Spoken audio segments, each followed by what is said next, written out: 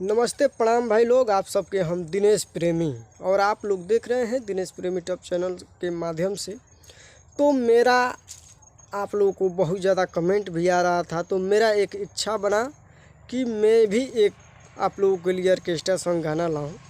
तो आप लोगों के बीच में मैं बहुत जल्द एक गाना लेकर आ रहा हूं, जो कि ये मेन चैनल पर नहीं चलेगा।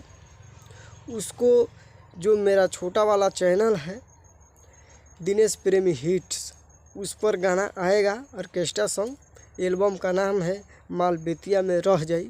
सबसे ज़्यादा ज़रूरी है भाई लोग, जो लोग बेतिया का हैं, जो बेतिया वाले भाई हैं, वो तैयार रहिए।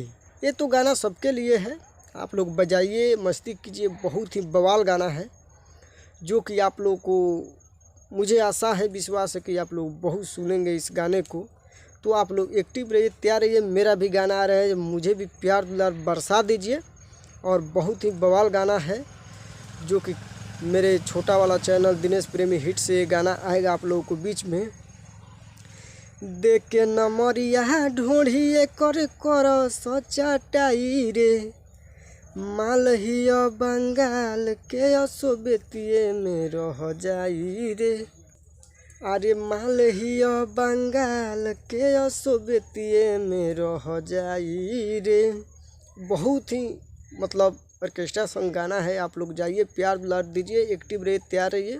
ये मेरा गाना आप लोगों को बीच में कल आएगा, आप लोग तैयार हो जाइए। बहुत जल्द आप लोगों को बीच में मिलते हैं फिर से नेक्स्ट वीडियो में। तब तक जय हिंद, जय भोजपुरी।